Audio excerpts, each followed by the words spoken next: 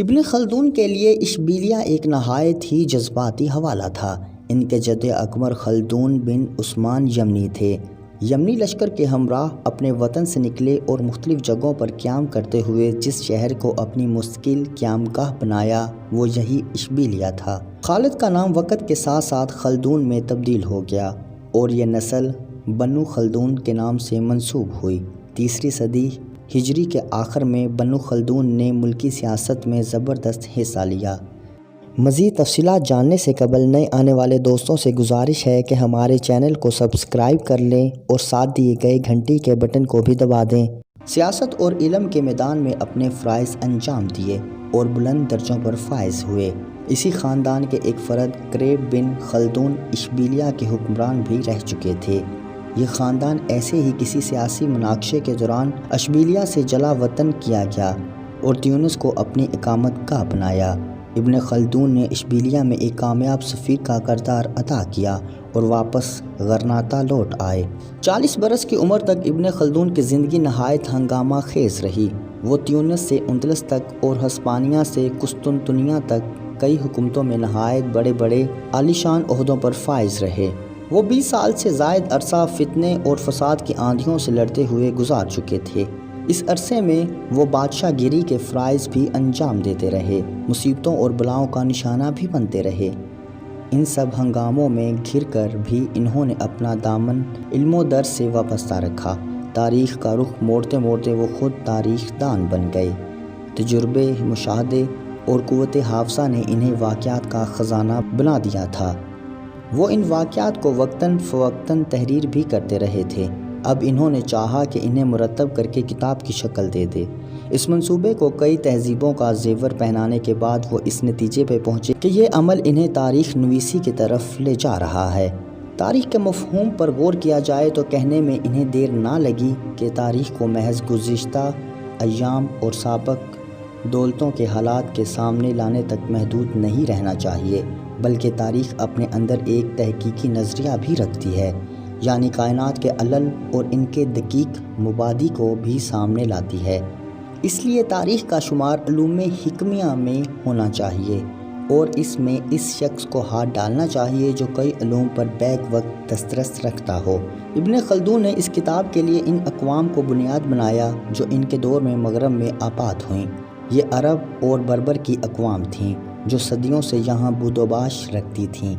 کتاب میں عمرانیات اور تہذیب و تمدن کے حالات کی تشریح کی گنجائش بھی رکھی گئی اور انسانی اجتماع کو جو ذاتی عارضے لاحق ہوتے ہیں ان کے لیے بھی ابواب تقسیم کیے تاکہ کائنات کے اسباب بھی پورے کھل جائیں اور یہ بھی پتہ چل جائے کہ کس طرح حکمرانوں نے اپنی اپنی حکومتوں کے نقشے جمائے۔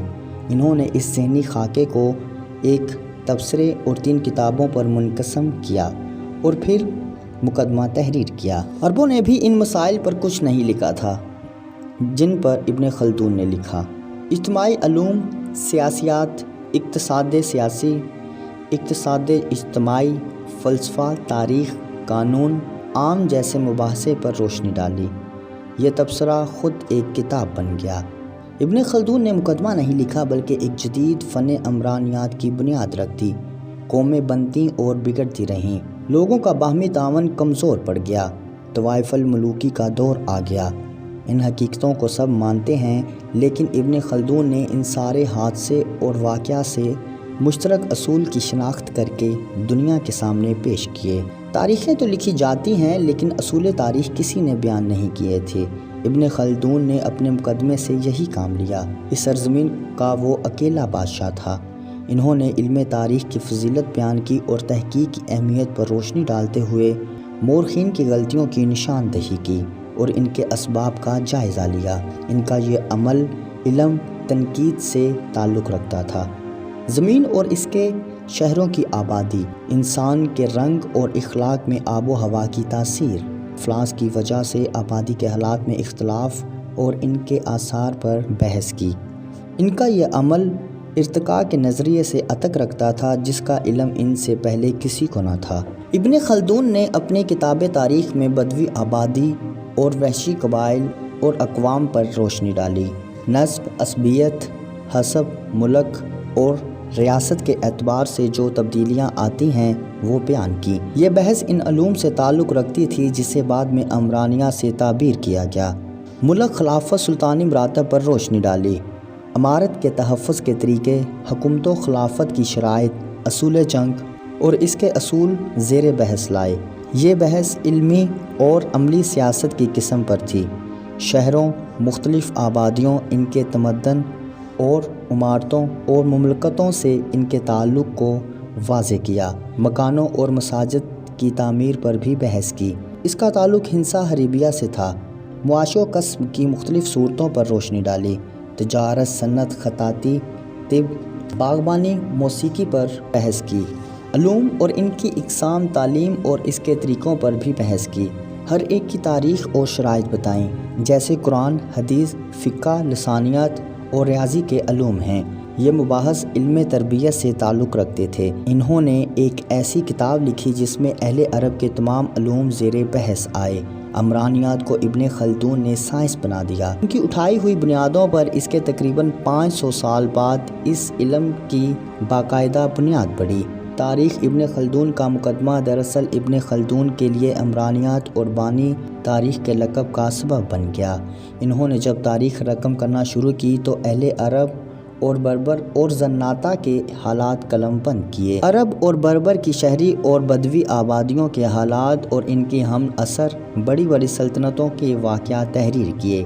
تاریخ رقم کرنے کے لیے انہیں ان گنت کتابوں کو تلاش کرنا پڑا اور لمبے لمبے سفر اختیار کرنا پڑے۔ 4 سال کی محنت شاقہ کے بعد انہوں نے اپنی کتاب تاریخ ابن خلدون مکمل کر لی۔ تفصیل تاریخ 2 کتابوں پر مشتمل تھی جو 6 جلدوں میں مکمل ہوئی۔ کتاب 2 میں عرب کے حالات اور ابتدائے آفرینش سے 8ویں صدی تک کے قبائل کے حالات تھے۔ تیسری کتاب اہل بربر اور اہل مغرب کی ایک دوسری قوم زناتہ کے حالات پر مشتمل تھی۔ ابن خلدون کی یہ عظیم ترین تصنیف اپنے اندر عجیب و غریب علم بھی رکھتی ہے اور پوشیدہ مگر قریب الحصول حکمتیں بھی۔ ابن خلدون فلسفیوں کی پر اسرار عقل کے مقابلے میں خواہ سچے عقیدے کی بنا پر خواہ سیاسی مسئلے سے اکثر مذہب اسلام کے سیدھے سادے احکام کی حمایت کرتے تھے۔ تاریخ اسلام کی یہ عظیم ترین شخصیت 1406 میں قاہرہ میں وفات پا گئی، مگر آج بھی ابن خلدون کو تاریخ کا بانی تصور کیا جاتا ہے۔ ویڈیو کو لائک اور شیئر کریں، چینل کو سبسکرائب کر کے بیل آئیکن کا بٹن ضرور پریس کریں۔